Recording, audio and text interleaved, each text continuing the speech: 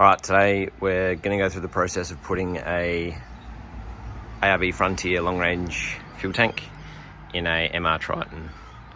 I'm going to sort of show you the process along the way and what steps you're going to need to take to hopefully make it a bit of an easier process for you. So under the car, first step, take the exhaust off from this flange here.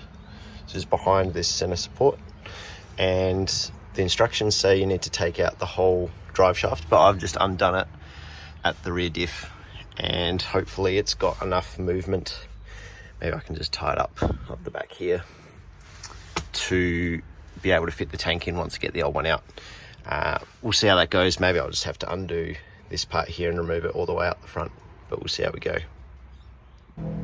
The other thing I've done is just remove the 3 small clips that hold the pipes onto the top of the filler neck.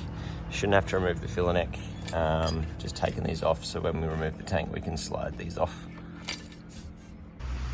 Alright, so the next step of before we drop the tank is just to remove, there's 2 fuel lines that sit up here just above the tank on the passenger side. A bit hard to get the clamp under there.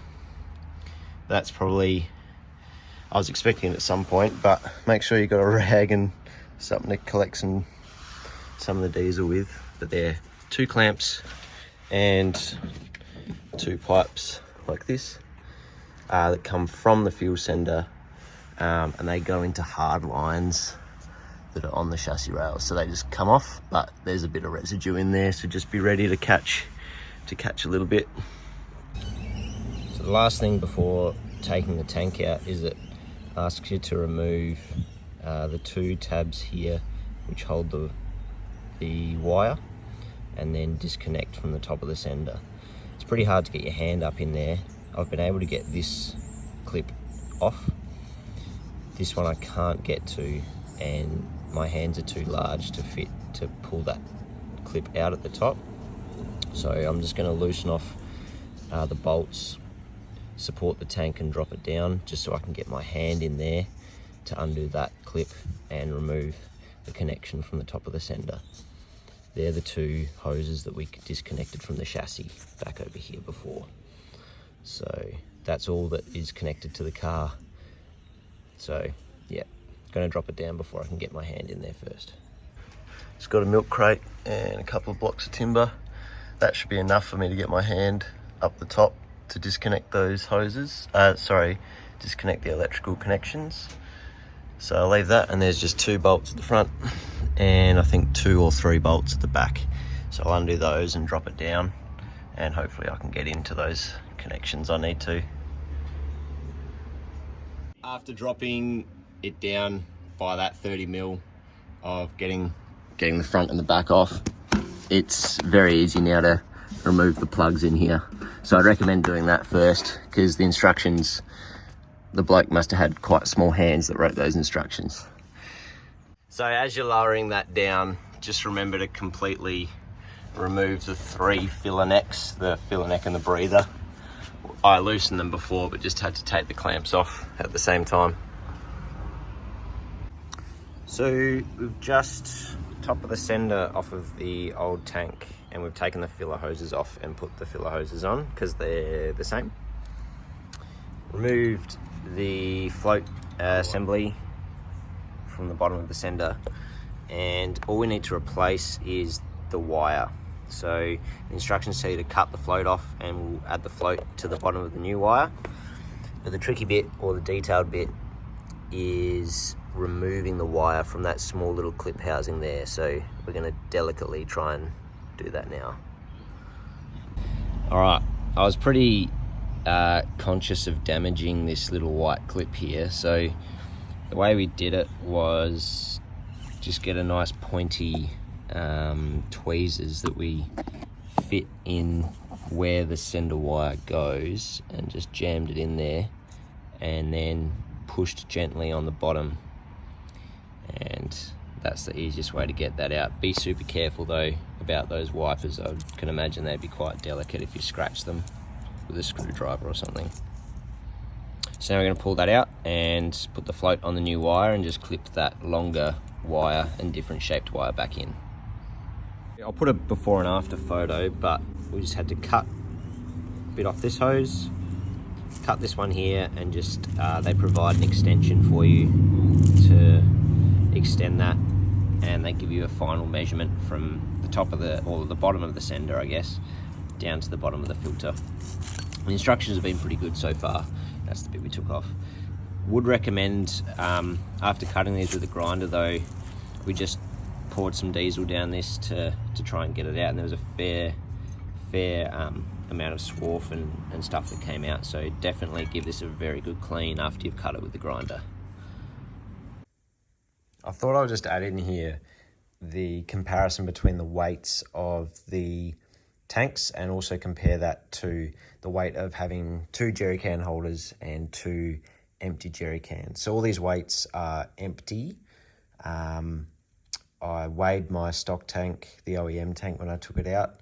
I weighed the ARB tank before I put it in, and the weights of the jerry can holders and jerry cans. I weighed my jerry cans and looked online. The weight of a jerry can holder that has a locking mechanism to secure the jerry can, so you can't remove it or open it up and siphon the fuel out. So looking at this, the OEM tank is 75 litres. The ARB tank brings it up to 120, so adding 45. And 2 jerry cans, 40 litres. You can probably get both jerry cans up to 45 litres as well if you fill them right up to the brim. But I just went with the capacity of 115, which is 40 on top of the OEM tank, because you'll obviously still have the standard tank in there. Weight-wise, we went from 13 kilos up to 24 with the ARB, so that's 11 kilos extra. But by the time you add in the weight of the jerry can holders and the jerry cans themselves, it's actually more like 15 kilos. And that's also assuming that you haven't topped those jerry cans right up to the top.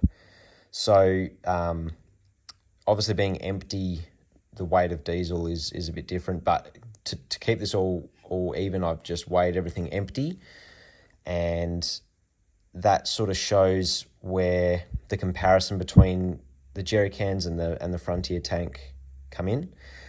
There's obviously the age-old discussion around what's easier, and when you're just driving to work during the week, you're carrying around all that extra fuel and that extra weight. But for me, your use case will obviously be quite different, but just having that ability to fill up the tank and not need to worry about storing jerry cans or mounting them to the back. The room I've got on the back of my tray is pretty valuable, so having the fuel stored out of the way, low center of gravity, was of big benefit to me.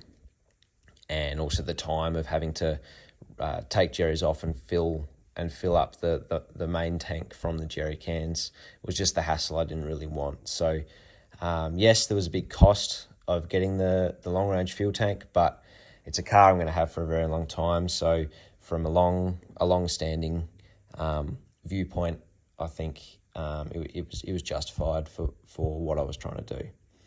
So just wanted to put those there. Hopefully that's pretty clear on the different weights and the different capacities, and it might help you figure out what solution is going to work best.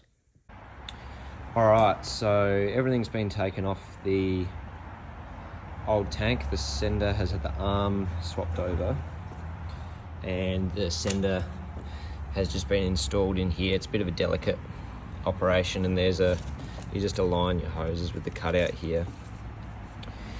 Interestingly, there wasn't hose clamps provided for these, so I just grabbed some that I had floating around. The old hoses, because these are replaced to be slightly longer, had these clips on them, which are usually pretty good, but the diameter of these hoses is a little bit different, so these clips weren't holding the hose on the barb tight enough. So just something to note, you might need, depending on the kit you get, you might need to get 2 extra hose clamps. Just luckily I had some floating around. So that's pretty much it for swapping it over. Next thing is just getting all the attachment brackets ready, adding some foam and rubber that's self-adhesive to them, and then sliding under the car and mounting it up. So this is the rear mounting bracket. We'll show you where that goes in a sec, but we just had to cut out the corner of this because the brake lines that run along the chassis rails come through here, and we had to make that slightly larger because I've got a diff breather that runs through there as well, so we just needed to make that slightly larger. I'll show you where that goes now. So you can see this is where we had to just modify that a little bit. I want to go a bit more actually. Yeah, you can see there's a diff breather there and then the brake line, so we just want to make sure it's not going to rub on that brake line. So just grind a little bit more out of that corner. We should be all good. Okay, so the rear bracket is in now. It uses the one bolt up here. They give you a different bolt that's longer. I just added some corrugated tubing here. This is for the rear locker, factory locker. Just added some corro tubing so that doesn't rub on there.